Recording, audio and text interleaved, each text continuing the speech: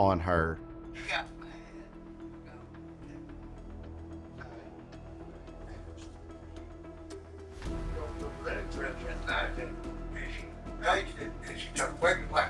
Harold was steadily portraying himself as he was a victim in this, and this was self-defense.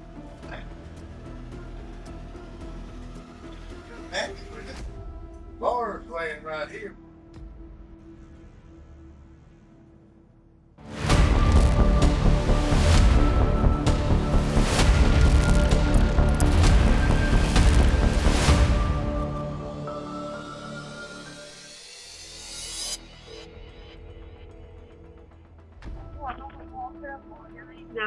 Have phone call from out there. Yes, I think I just found a dead body. Okay, where at, sir? I am on the intersection of 21st and Cherry. Because I was doing a meter check and walked up on it. I didn't get super close. Can you tell anything? Is it a male or a female? No, I didn't get that close. Is it a black male? Is it a black person or a white person? It's a black person. How far are you from it? Close as I want to be. Police rushed to the scene where the 911 caller was waiting at the location. What's going on? Dead lady laying right over there. What? The dead body, your something laying right over there. I did not get closer. Laying right up in there. So I worked for the gas company. I was checking that meter. In that bush there? Dispatcher wanted to know if it was male or female. I said, ma'am, I'm not being hateful. That's not my job to know that. I'm not walking back in there. I got you, buddy. Just hang back. All right. 1750. You get me CID out here, I'm gonna have a body. Inside the gas meter, I observed what appeared to be a black female deceased.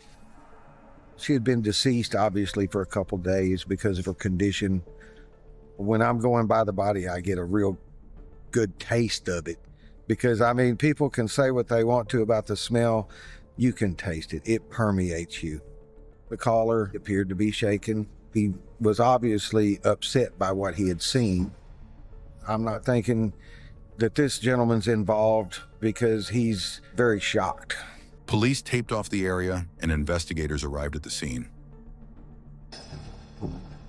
The residence on Cherry Street where the victim was located, local drug users would use that residence to squat in and use it also for a place to get high. We arrived on scene and it was important to clear the residence where the body was located because there may be potential suspects or other victims inside the residence, and it could be our potential crime scene as well. We get into what we call a stick formation. Right here. To where we're in line, and then there's a point guy, which is me. There was garbage located throughout the house. You could obviously tell that someone had been staying there at some point. Right here. I don't know what that is. Well, we were looking for blood splatter. We were looking for instruments that could have been used in the actual crime.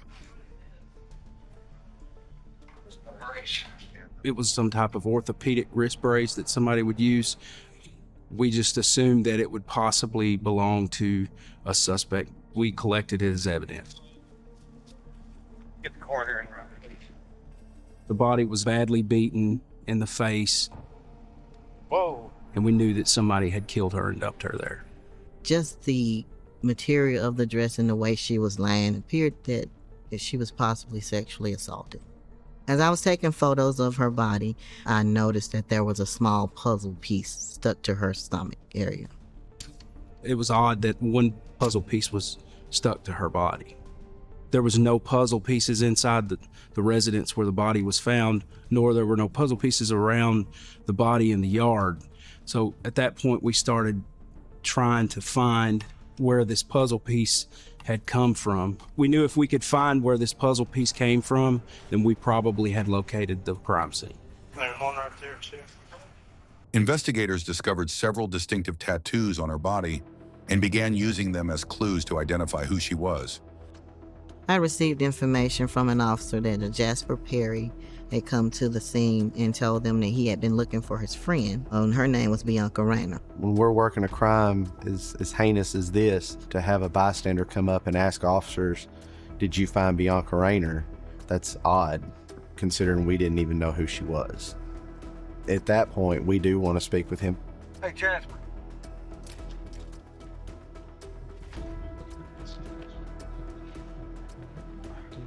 All right.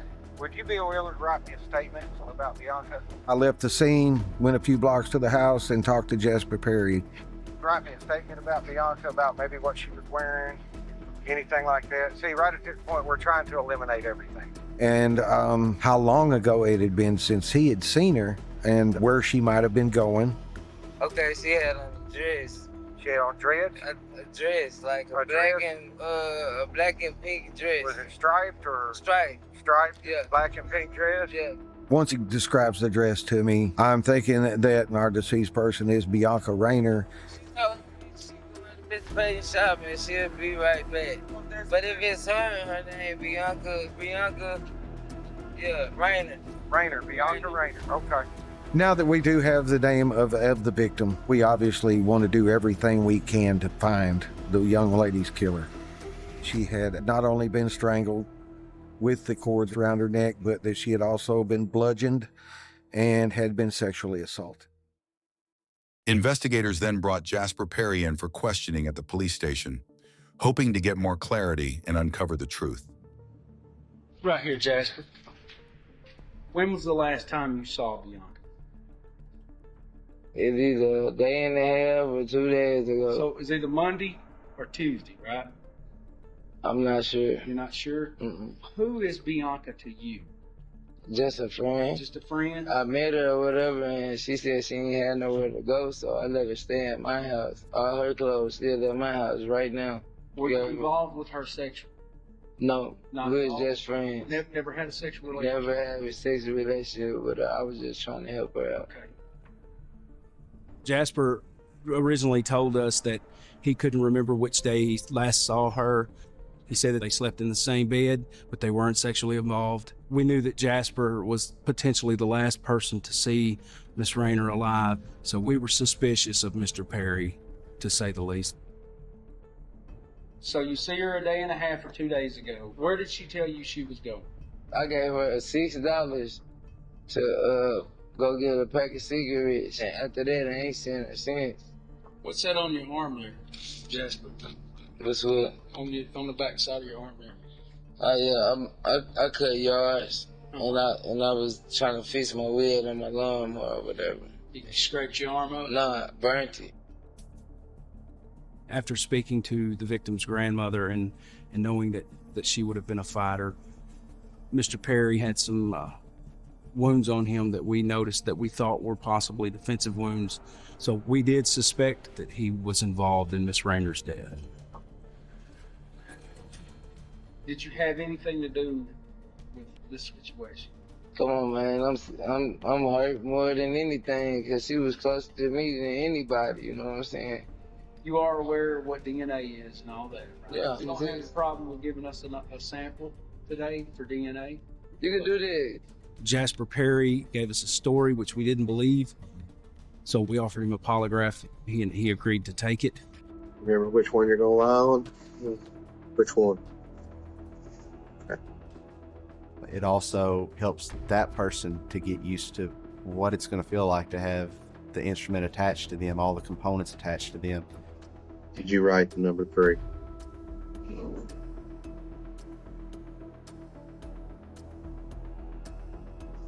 Is your first name Jasper? Have you ever hurt a family member? The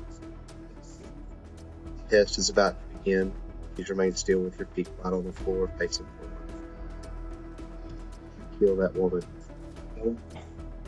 Did you help, plan, or participate in the killing of that woman? Jasper, I've scored the charts. I've looked at everything. It's obvious you're not being honest with me about your involvement with her death. Man, this test is not right. It's not right. So what questions did I fail? Failed all of them. You failed the test. Being deceptive on the test, that doesn't mean that he killed Bianca. It just means that there's something that he's concealing, some sort of information that he has not given law enforcement. So we need to find that out. You lied. But I You're caught. You killed her. Now, here's the You thing. saying I killed her? Yes. I'm saying you killed her. Man, that's on my kids. I didn't. Don't put anything on your kids. Don't do that. Oh my God, man, y'all finna charge me with it, man. Now, let me tell you this. All right. Looking at how she was, I mean, you felt bad about what you did. You did. It was obvious. I swear to I God. don't think it was on purpose. But I'm telling you, I don't think it was on purpose. Sir, I didn't kill her. As far as polygraph being used in court, in the state of Arkansas, it is inadmissible. However, it is a tool that we use in the investigation to help steer us. Once a person's found deceptive on a test, then of course you go from the regular casual interview to it is an interrogation at that point. So we are going to do what we got to do to get that information, and it does put pressure on that person. It is a stressful situation. There's one or two things happened here, okay? You're a cold-blooded killer that needs to be locked up and the key thrown away. You're a person that made a mistake. I didn't kill her. We knew that if he did have something to do with her, it was possible that his DNA would probably be on her. We didn't have any analysis back at this point, so we didn't know. At that point, I don't know if he's going to be the person who actually killed Bianca, but he's definitely going to be a suspect until we determine why it is that he was deceptive on this test. We knew that Jasper was deceptive. He was definitely still a suspect in this case. After the interview, investigators began tracing Bianca's final days. During the timeline review, they discovered a man she had met during a recent trip, and he quickly became their next person of interest. How do you know Bianca? We met about a month ago. When she was one of my employees' friends, and she came over to his house. I met her over there. What kind of relationship did you and her have? Well, friends and stuff. She was kind of wild, young and stuff, free spirited, but. We're being told that you and her went out of town last week together. Yeah, I got a business in Mississippi too. She rode with me down there. At this point, he's acting suspicious. We, of course, wanted to question him to find out what his whereabouts were for the last few days so we could narrow him down as a suspect or eliminate him as a suspect. So how long were you out in Mississippi? 4 days. 4 days, yeah. Our trip got cut. We stayed at a resort where I do my work at on the beach. Did he shoot between y'all? We had a good time. No, I mean. What, sexually? Yes. Oh no. When was the last time that you saw her? Last time I saw her when I dropped her off when we got back from Mississippi, probably like 2 weeks ago, probably like 10, 11 o'clock at night Monday. Might have been Tuesday, I'm not sure. Oh, it's been a while. We didn't actually rule him out as a suspect, but we did not have enough to continue an investigation on him as a suspect. So we kind of put him on the back burner. Investigators collected his DNA sample for testing, and with no immediate evidence linking him to the crime, they released him. As the investigation continued with no answers, Bianca's family began losing patience, desperate for justice and closure. Bianca was the first daughter that I had, believe it or not, and I call her my daughter because she was with me from the time she was a year old up until she got grown. She was my son's daughter. And when she came to live with me, everything was just wonderful because I had him there, I had her there. She was my prize.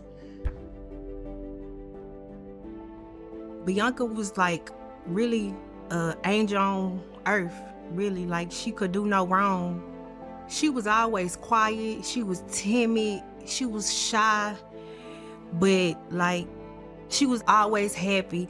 She was always smiling. You'd be like, Bianca, why you smiling so hard? Like, why you always so happy? Girl, like, you know, she was that type of person. It hurted me so bad when she got killed because, you know, we family.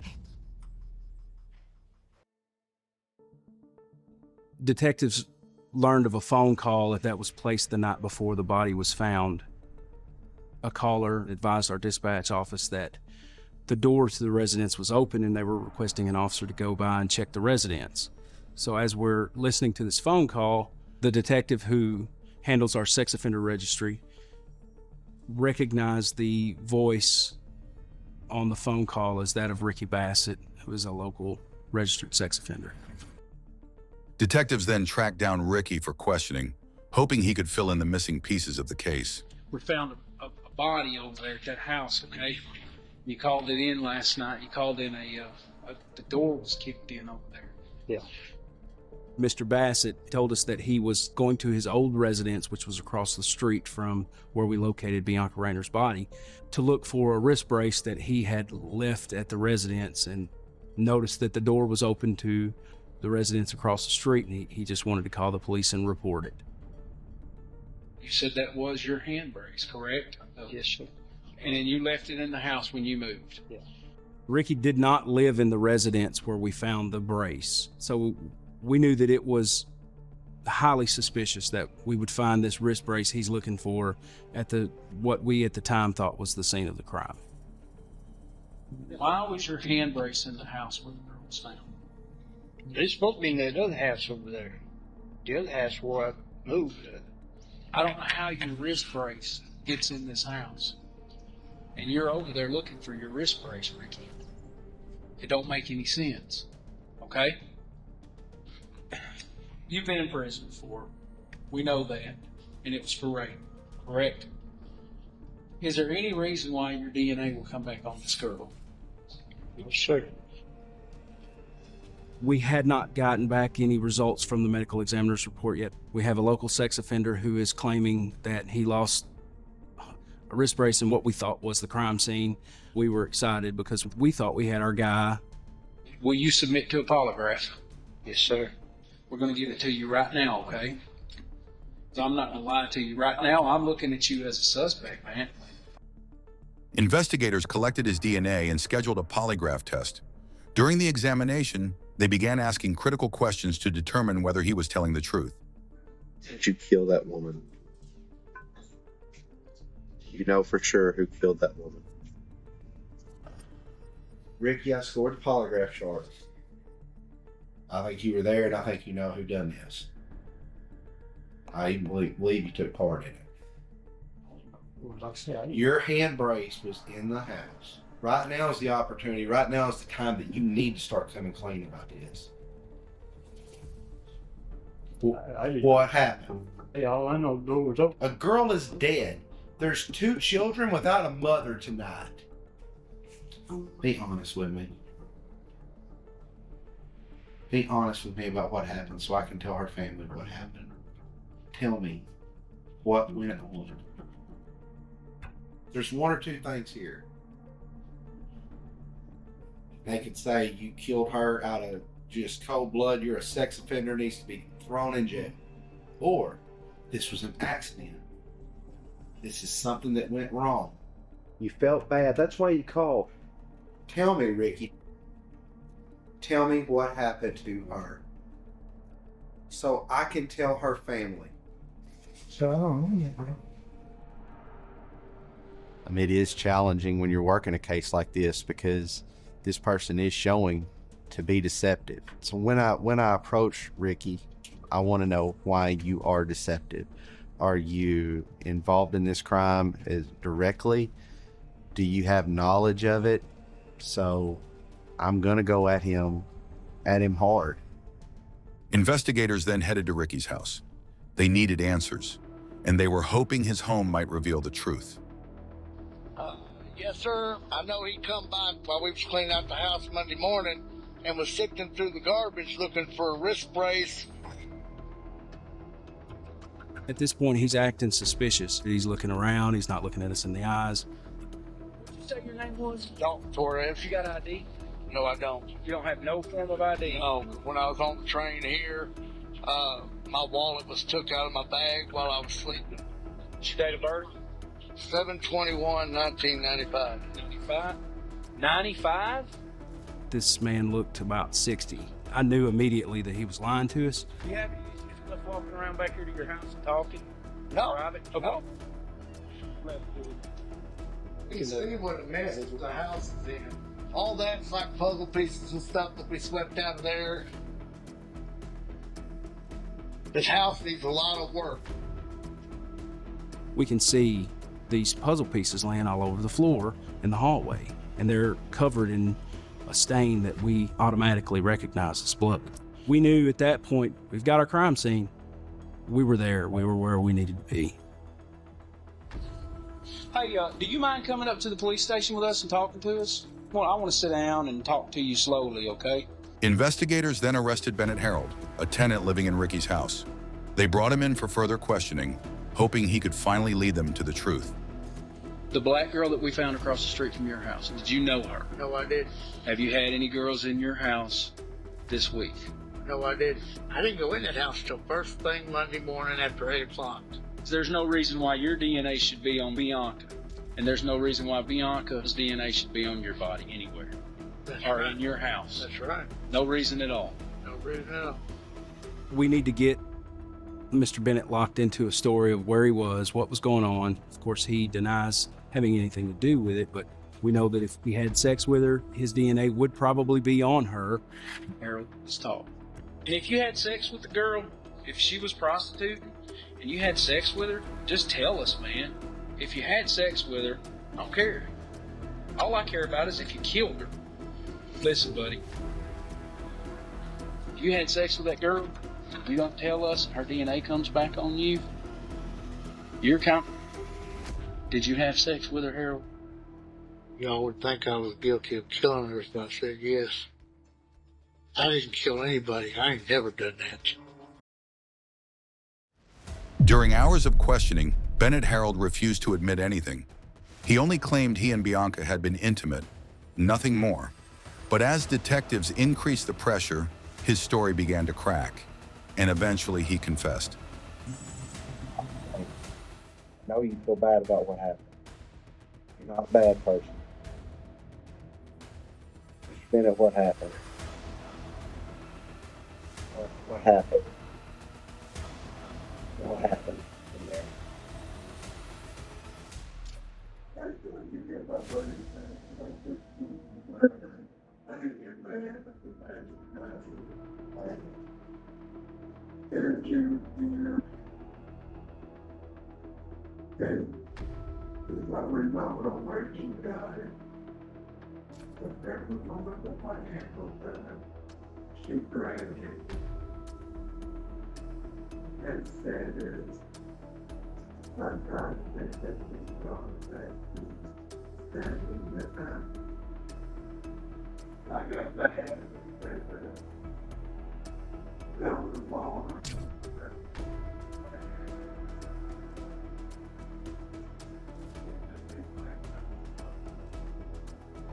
Harold, he started crying, said he didn't mean to, talked about an argument between the two of them.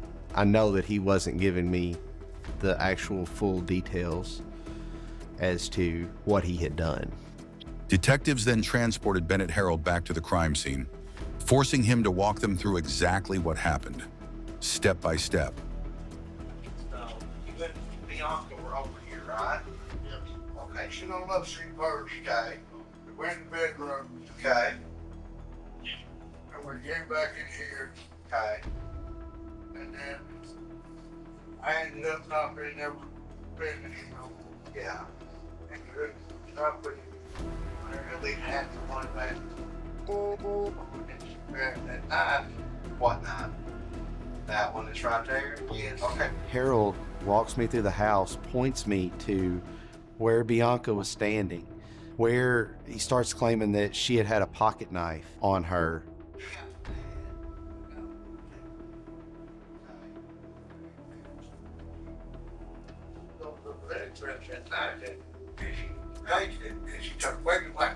Harold was steadily portraying himself as he was a victim in this, and this was self-defense.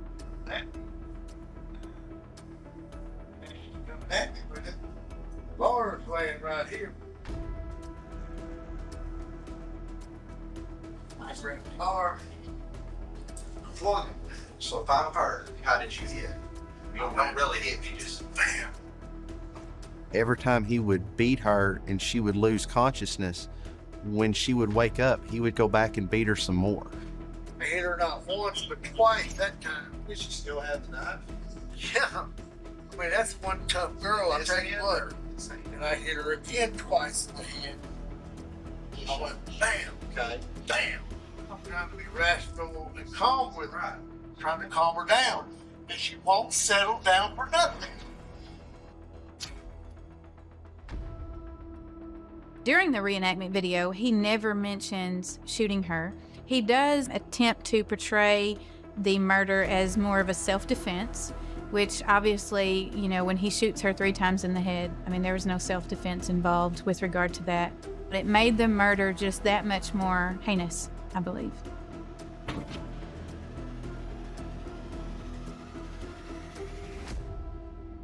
So after all this confession on videotape, we take Mr. Bennett to court, and he is convicted of the first-degree murder of Bianca Rayner and sentenced to life in prison. And he stated that he acted alone, didn't have any accomplices, and we believe that to be true. Justice was served, but a precious life was lost, and no verdict could ever fill that void. Like, comment, and subscribe for more true crime stories that delve deep into the heart of the human experience.